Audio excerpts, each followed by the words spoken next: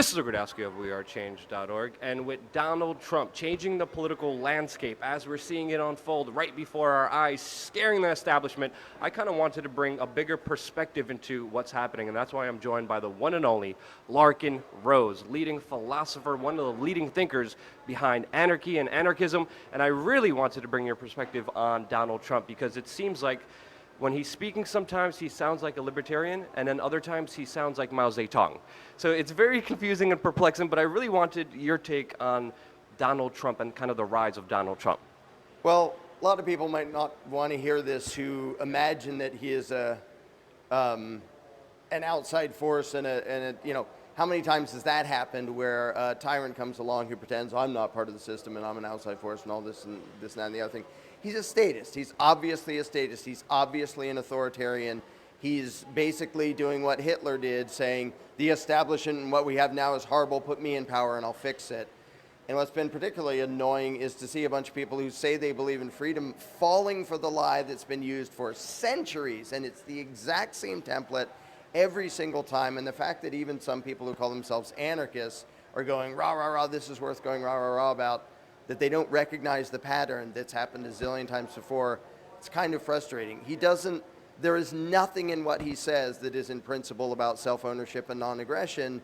He whines about what we currently have.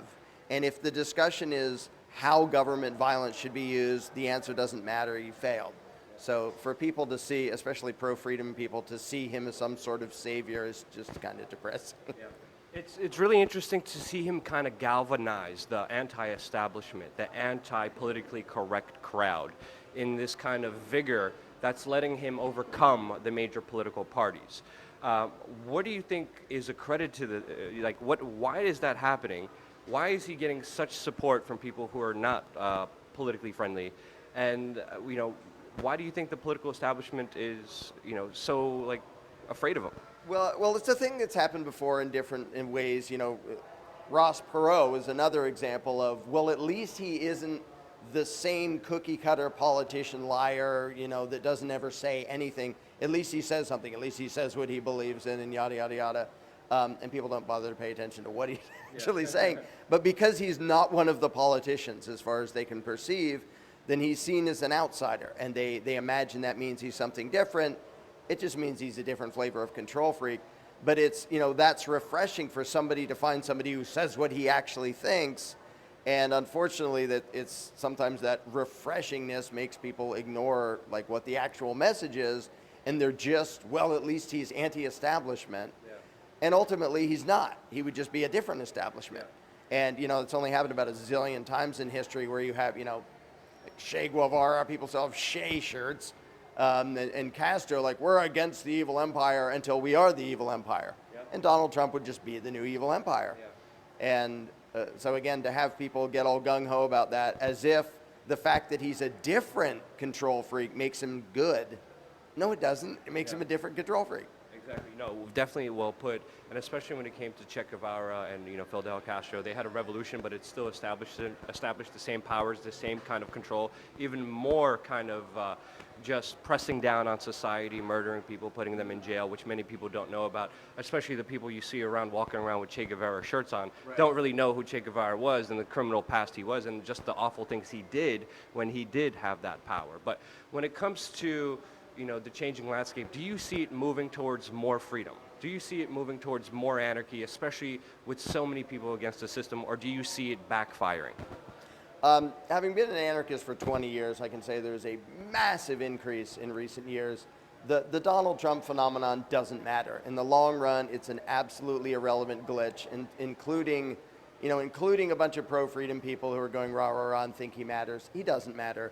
What matters is the underlying philosophy of people, and there are way more people understanding the concepts of self-ownership and non-aggression and things like that than there were just a few short years ago.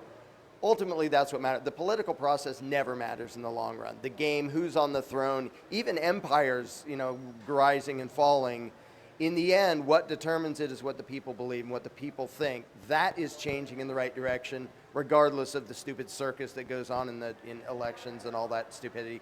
In the U.S. and around the world, ultimately that isn't what matters. It's what's between the ears of 8 billion people, and that is going in the right direction.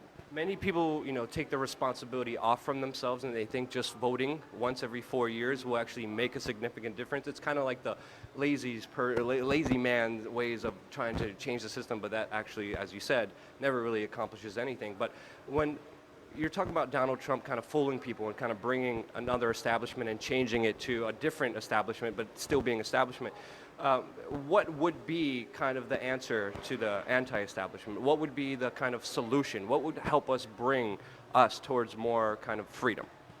Well, the first solution, like I said, the solution is in people's minds. If people understand freedom, they not only do they stop participating in the system, they stop paying any attention to it. It's sort of like, okay, there's a mafia over there, and occasionally they pester us, but we're not going to get all gung-ho about the next election for Mafia Don.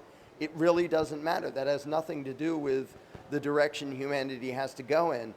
And the unfortunate phenomenon is that there are so many people, like I like to use the ring of power as an analogy, like I did in my talk here. And there's so many people who, if they get scared enough of something, like, oh, scary immigrants coming in or Muslims or something, they will jump for the ring of power. This guy's going to use government power for good stuff. And it always backfires, and it always turns into authoritarian disaster.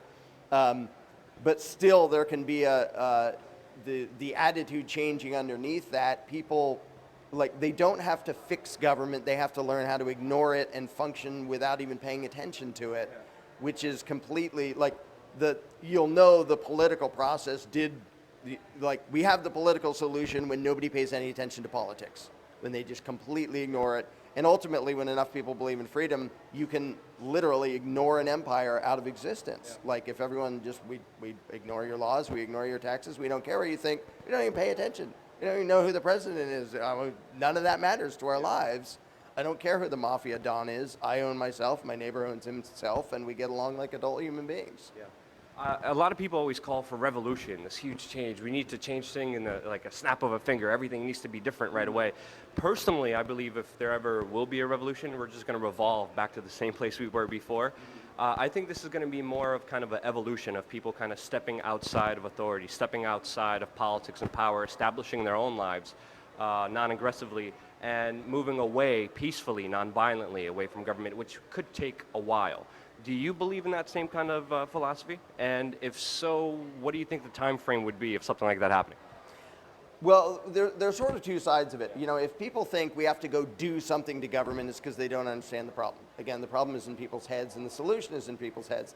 However, in the meantime, sometimes there are situations where you do have to resort to violent defense against government aggressors.